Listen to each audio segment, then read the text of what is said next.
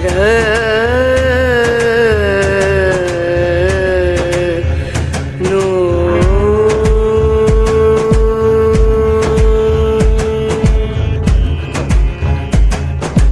राधे। जय माता की भक्तों, आप सभी का स्वागत करती हूँ स्पिरिचुअल ज्ञान साधना में।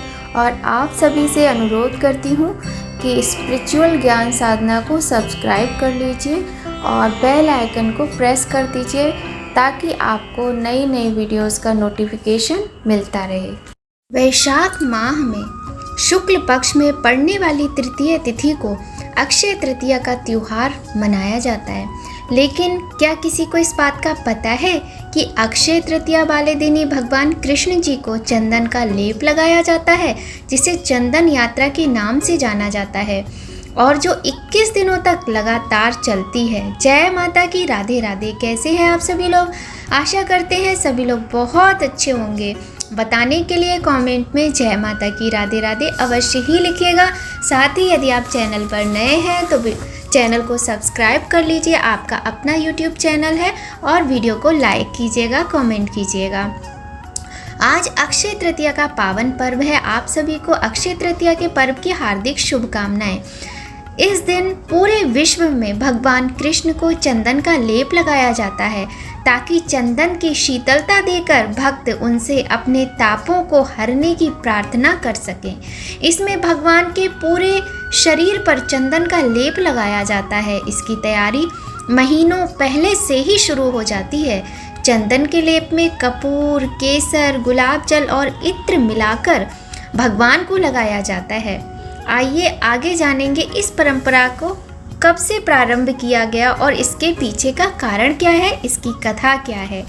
ऐसी मान्यता है कि स्वयं भगवान जगन्नाथ ने राजा इंद्रद्युम्न को इस उत्सव को मनाने के लिए आदेश दिया था। एक पौराणिक कथा के अनुसार एक महात्मा हुआ करते थे जिनका नाम माधवेंद्र पुरी था।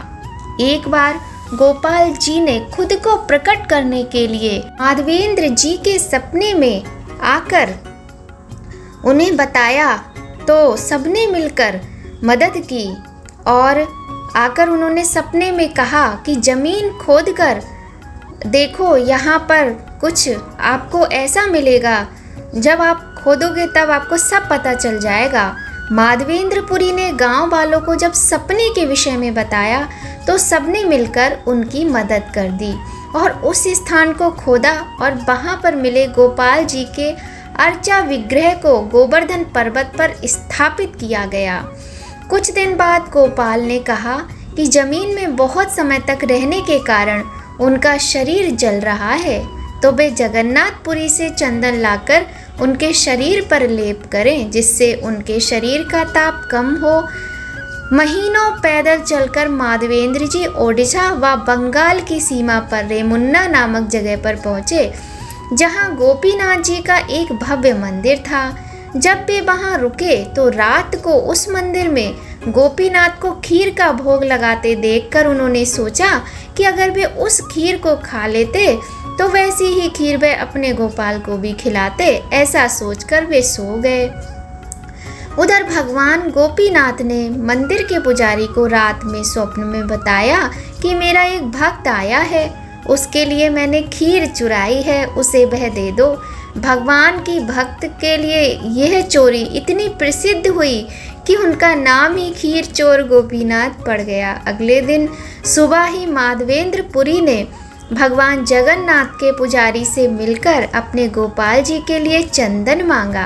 पुजारी जी ने पुरी को महाराजा पुरी से मिलवा दिया और महाराजा ने अपने क्षेत्र की एक मन 40 किलो विशेष चंदन की लकड़ी अपने 2 विश्वस्त अनुचरों के साथ माधवेंद्रपुरी को दिलवा दी।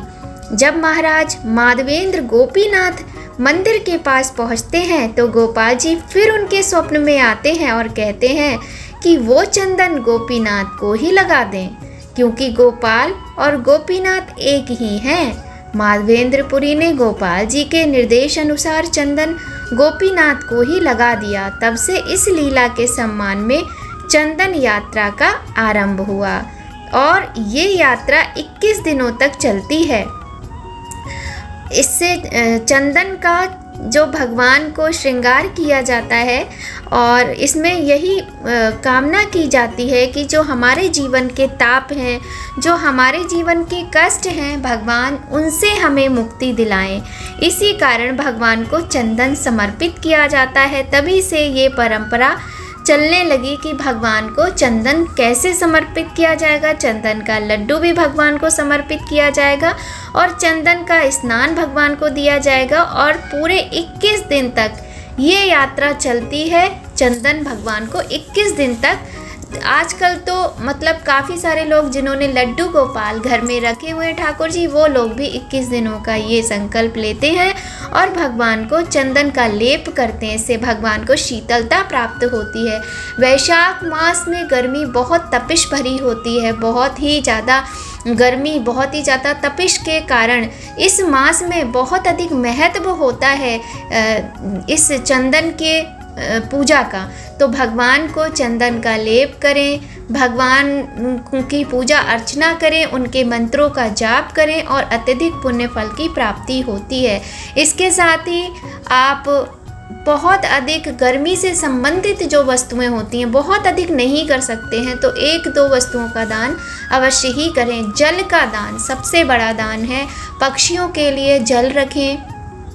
यदि आपके दरवाजे पर कोई भूला भटका आके आ जाता है तो उससे जल के लिए अवश्य ही पूछें और उसे जल पिलाएं।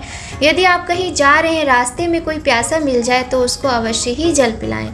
जल का बहुत अधिक महत्व होता है। देखिए, ये हम सभी समझ सकते हैं। जब हमें प्यास लग रही हो, गर्मी लग रही हो, हमें एक बूंद पानी भी मिल जाता है तो हमें कितनी हमारी आत्मा को शांति मिलती है और किस तरह के हम लोग जो अंदर से हमारे भाव आते हैं, जो हम महसूस करते हैं, वो क्या भावना होती है। तो बहुत ही शुभ होता है। अक्सर हम लोग देखते हैं कि घर में लड्डू गोपाल को विराजते हैं और हम सभी लोग ज़्यादातर आजकल रखते हैं लड्डू गोपाल को। तो यदि लड्डू गोपाल को रखा है, कोई उनको अपना बेटा मानता है, कोई सखा मानता है, तो कोई पूजा करने के लिए उन्हें घर लेकर आता है और मंदिर में ही नहीं रखा जाता बल्कि अपने घर के एक सदस्य की तरह उनकी सेवा की जाती। बहुत सारे लोग तो बहुत नियम सेवा करते हैं, बहुत सारे लोग थोड़ी बहुत करते हैं जितना वो कर पाते हैं। तो जो भी करते हैं प्रेम, श्रद्धा, भाव और मन से की गई हर भावना को, हर कार्य को भगवान स्वीकार करते हैं और आशीर्वाद देते हैं। तो आप भी चाहें तो इस तरह से भगवान का चंदन श्रृंगार करें, भगवान को चंदन का लड्डू चढ़ाएं। ये थी थोड़ी सी छोटी सी कथा और छोटी सी जानकारी कि भगवान श्री कृष्ण को, ठाकुर जी को, लड्डू गोपाल को चंदन क्यों लगाया जाता है। तो वीडियो अगर थोड़ी भी अच्छी लगे, आपको जानकारी थोड़ी भी अच्छी लगे तो वीडियो को लाइक अवश्य कीजिएगा। फैमिली, फ्रेंड्स, मम्मी पापा, भाई बहन सभी के साथ शेयर कीजिएगा। वीडियो का यहीं पर एंड करते हैं। बहुत जल्द फिर आपसे मिलते हैं बहुत प्यारी सी वीडियो में और तब तक सभी लोग खूब खुश रहिए, प्रसन्न रहिए, अपना ध्यान रखिए, स्वस्थ रहिए। जय माता की। राधे राधे कमेंट में लिखते रहिए।